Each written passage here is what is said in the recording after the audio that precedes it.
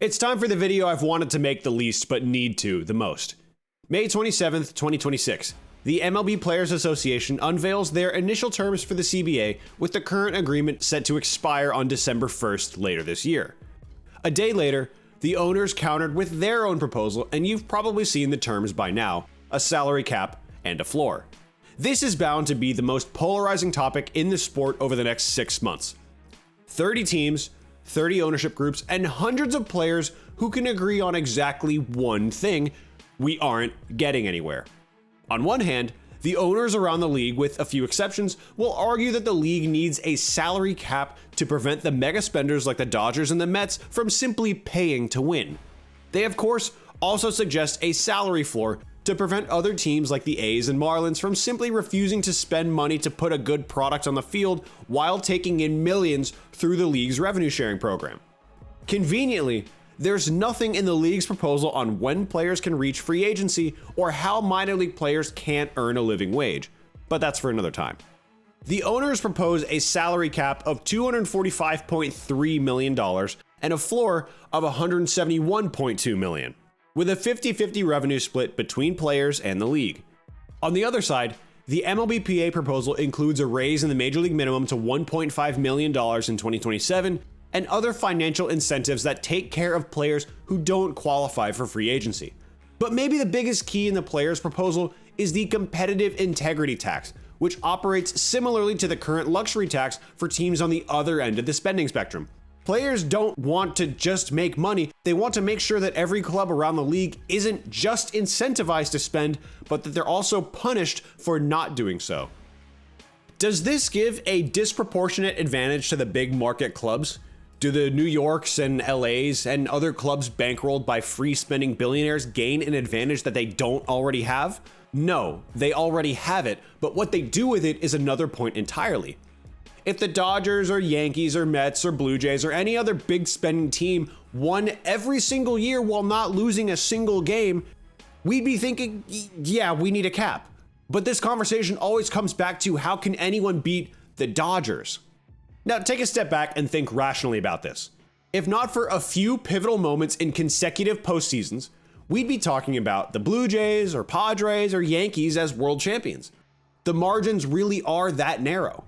Isaiah Kiner-Falefa's base running and Miguel Rojas' series-saving play in Game 7, the lodge ball and double play in Game 6, Judge's drop ball in Game 5 of the 2024 World Series, or the Padres losing a Dodger bullpen game in the 2024 NLDS.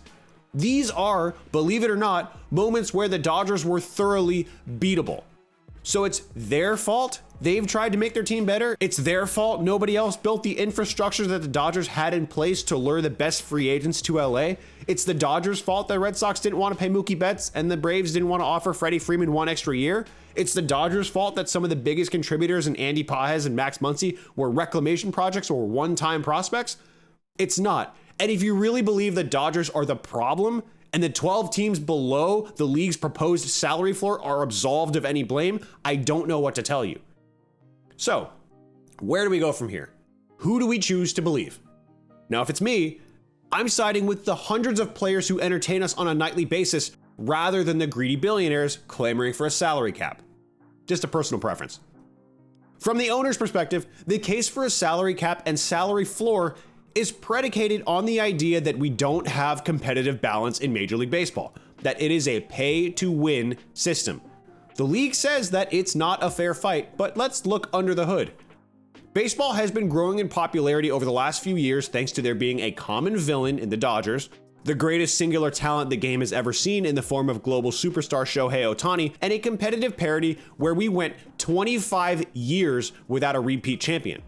But owners haven't seen the values of their assets appreciate like NBA or NFL teams, and that's the driving force behind their push for a salary cap. And with private equity starting to get involved in baseball, owners will no doubt want to make even more money, because that's what billionaires care about: money. They don't care about wins or losses, and there may be a few exceptions, but by and large, baseball teams are seen as revenue streams. And if that sounds messed up, it's because it is. Back to the league's competitive balance argument. The Dodgers are the poster child for what MLB and the owners believe is wrong with the sport and why we need a cap. But the Dodgers are simply what happens when a team like the Rays or Guardians spend money to supplement player development. If you're a fan of an NL West team and you had to play the Dodgers 13 times a year, yeah, I get it. I'd be pissed too. But I'd be pissed at my owner for not doing the same thing as LA, because believe it or not, the real criminals aren't the rich teams, it's the supposed broke teams who have the means to put a good product on the field, but won't add to their solid roster construction and or player development because that would involve spending money. And we can't have that, now can we? I think it's only fitting to recognize a few teams in this conversation about competitive balance. The Milwaukee Brewers, a first place team and back-to-back NL Central champions. The Tampa Bay Rays, a perennial postseason participant on a shoestring budget. The Cleveland Guardians, back-to-back AL Central champions and currently first place in their division. The Miami Marlins, a playoff team as recently as 2023. The Athletics? Sell the team. That's all. Back to business.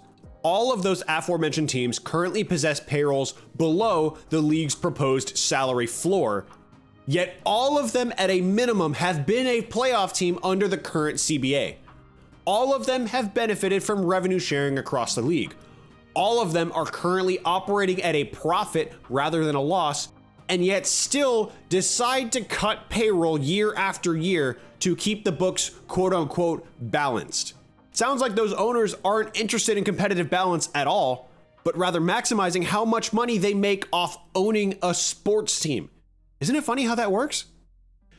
It doesn't cost you $500 million a year in payroll to be competitive, and these teams are proof of that.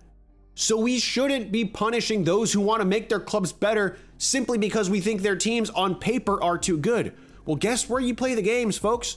Not on paper, on the field.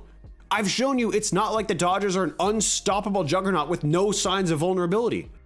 I've also incorrectly said in the past that anyone can spend like the Dodgers, and that's not true today. But it can be in the future. As regional TV deals begin to expire and the league has to reconcile with the current mess known as media rights, I do believe we're headed for a situation where TV deals won't be disproportionately benefiting any one team. Regardless of how these negotiations shape up, the disparity in revenue from TV deals is going to be rectified at some point. Even if the league was to institute a salary cap, I bet you good money the Dodgers would still be quite a bit better than anyone else. I've said it over and over on this channel, but it's not just the Dodgers' ability to spend and defer money on player salaries that makes them elite.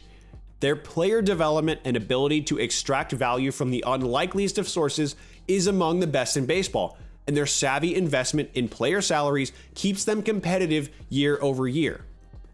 Even if they were paying Shohei Ohtani the full $70 million in average annual value and not deferring the vast majority of it, they'd still find a way to be the best team in baseball under a proposed cap. It wouldn't change competitive balance. It would only limit player earning power. All this fighting over a salary cap and floor goes back to the idea that the Dodgers are supposedly unstoppable, at least in the owner's words. But what they're actually saying when the word competitive balance comes into play is, I want to fix my costs because my asset isn't worth as much as I want it to be. The Dodgers aren't unstoppable, just like no team in baseball ever has been, nor ever will be. Time will tell how things play out in these negotiations, but the last time the league proposed a salary cap was 1994. Who won the World Series in 1994? Nobody, because there wasn't a season. And we run the risk of losing 2027 to the same fate so long as the owners stand by their desire to make even more money off owning a baseball team.